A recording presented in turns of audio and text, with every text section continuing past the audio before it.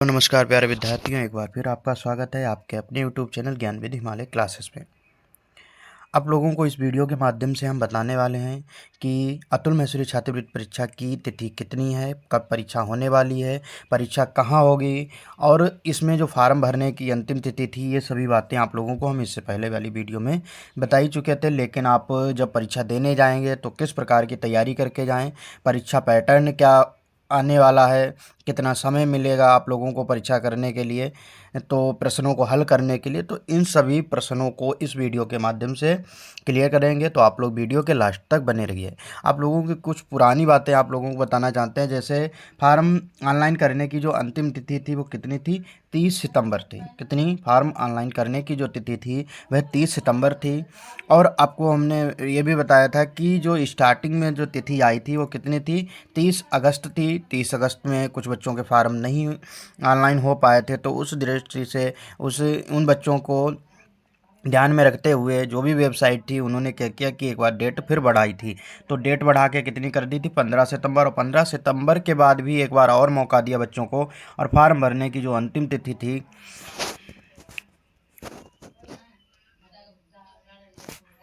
एक बार और मौका दिया, और जो फार्म भरने की अंतिम तिथि थी वो कितनी रखी गई? 30 सितंबर तक अतुल महसूरी छात्रवृत्ति परीक्षा के फार्म ऑनलाइन किए गए थे। अब अगली बात ये, बच्चे जैसे फार्म भरने से पहले ये योग्यताएं कुछ मांगी गई थी कि जैसे आप लोग कैसे कौन सी क्लास में पढ़ने होने चाहिए कि 9 to 12, कक्षा 9 से कक्षा 12 तक का ही छात्र एवं छात्राएं हों। ये बात फार्म भरने की जो योग्यता थी वो बताई गई थी। और एक योग्यता ये भी थी कि जैसे आप क्लास 10 में हैं, कितने में है? क्लास 10 में है, तो कौन से मार्कशीट लगेगी? तो कक्षा 9 की अंक पत्रिका थी, उसको देखा जाएगा और उसमें कितने प्रतिशत अंक होने चाहिए थे? 60% अंक होने चाहिए थे।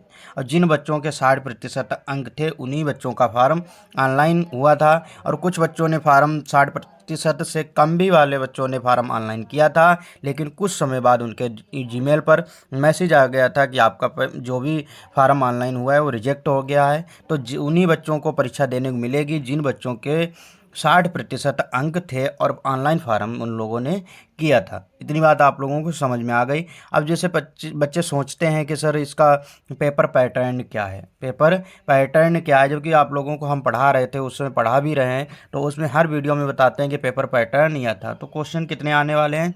100 क्वेश्चन आने वाले हैं। और मैथ के कितने क्वेश्चन आएंगे? मैथ के 20 प्रश्न आने वाले हैं, और 20% तर्क शक्ति जिसको हम रीजनिंग बोलते हैं, और 40% जीएस के।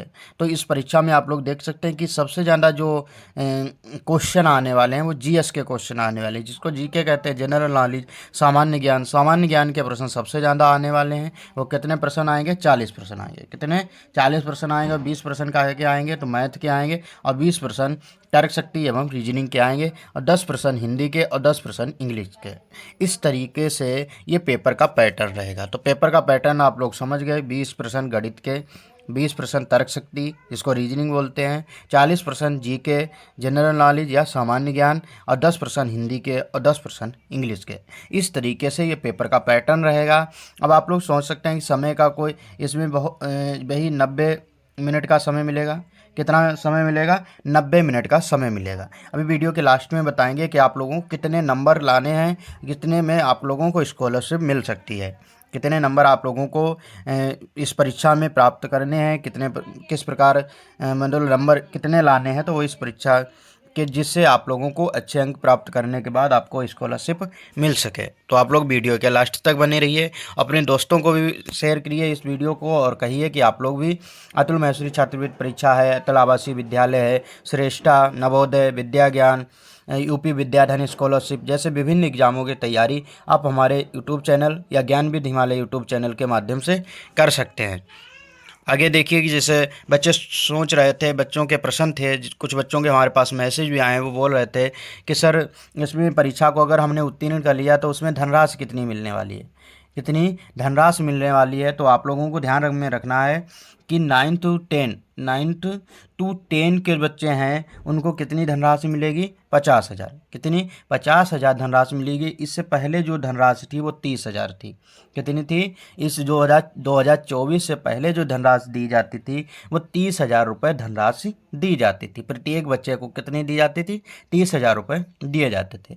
लेकिन इस बार पढ़ाई का खर्चा देखते हुए जो अमर उजाला फाउंडेशन की तरफ से धनराशि को बढ़ा दिया गया है। तो कितनी धनराशि कर दी गई है, 50,000 9 to 10 क्लास के बच्चों के लिए है, और 11 to 12 के बच्चों के लिए कितनी है, 75,000 धनराशि निश्चित की गई है। और पहले ही धनराशि कितनी थी, 50,000 थी। तो कितने हज़ार की बढ़ोतरी की गई। अब देखो 9 to 10 जो था वो 30,000 थी, और कितनी हो गई, 30,000 से बढ़ाकर 50,000, 20,000 का 20,000 बढ़ाई गई है। और 11 से और 12 के जो बीच जो धनराशि थी वो 50,000 थी, उसको कितना कर दिया गया, 75,000। तो कितनी बढ़ा दी गई, 25,000 बढ़ाई गई। तो इस तरीके से आप लोग जब परीक्षा को क्वालिफाई करेंगे तो इतनी धनराशि आप लोगों के अकाउंट में भेजी जाएगी। अब आप लोग सोच रहे होंगे सर कितनी सीटें हैं, कितनी सीटें हैं जिसके आधार पर हमें कितनी मेहनत करनी चाहिए, कितने नंबर हमें लाने चाहिए। तो सीटें जो रहेंगी कक्षा 9 से कक्षा 10 वाले बच्चों के लिए जो सीटों की संख्या है वो कितनी है, 23 सीटें हैं। कितनी हैं, 23 सीटें हैं। और 11 से 12 कक्षा के विद्यार्थियों के लिए 22 सीटें निश्चित की गई। तो टोटल ये कितनी, 45 सीटें हो गई। और 2 सीट अंधे छात्र छात्राओं के लिए। ऐसे कुछ छात्र हैं जो दृष्टिहीन है, जिन्हें दृष्टि मतलब दिखाई नहीं देता है, तो उनके लिए 2 सीटें निश्चित की गई हैं। कितनी सीटें निश्चित की गई हैं, 2 सीटें उनके लिए निर्धारित की गई हैं। तो इस प्रकार के ये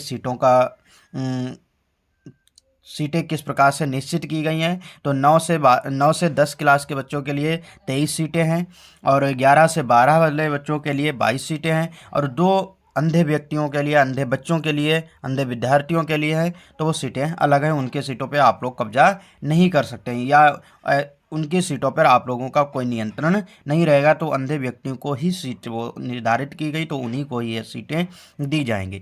तो ये बात आप लोगों की बात समझ में आ गई है। और इस परीक्षा में हमने बताया ही था कि छात्र और छात्राएं दोनों भाग ले सकते हैं। और आप लोगों ने फार्म फिल किए होंगे तो आप लोग इस परीक्षा को देंगे, और अच्छे तरीके से आप लोग इस परीक्षा को क्वालिफाई भी करेंगे। अब बच्चे सोच रहे थे कि बहुत देर से सर आप परीक्षा की तिथि नहीं बता रहे, परीक्षा की तिथि क्या है। तो आप लोग ध्यान रखें कि परीक्षा की जो तिथि है वो कितनी है, 17 नवंबर। परीक्षा कब होने वाली है, अतुल महेश्वरी छात्रवृत्ति परीक्षा कब होने वाली है, तो 17 नवंबर को परीक्षा होने वाली है। और आप लोग सोच रहे होंगे कि इसका एग्ज़ाम सेंटर कहाँ रहेगा। तो एग्ज़ाम सेंटर जब फार्म आप लोगों ने ऑनलाइन किया होगा तो उस समय एग्ज़ाम सेंटर आपसे पूछा गया था। क्या, जब आप लोगों ने फार्म ऑनलाइन किया था उस समय आप लोगों से एग्ज़ाम सेंटर पूछा गया था। तो एग्ज़ाम सेंटर जो आपने उस फार्म में फिल किया होगा वहीं आपका एग्ज़ाम होगा। वैसे हर ज़िले में जहाँ भी परीक्षा इसका आयोजन होने वाला है तो हर ज़िले में सेंटर बनाए गए हैं। तो आप लोगों ने अगर अपना डिस्ट्रिक्ट चुना होगा तो आपके अपने डिस्ट्रिक्ट में ही इस परीक्षा का आयोजन किया जाएगा। तो उम्मीद करते हैं कि इस वीडियो में पूरी जानकारी आप लोगों को मिल गई है।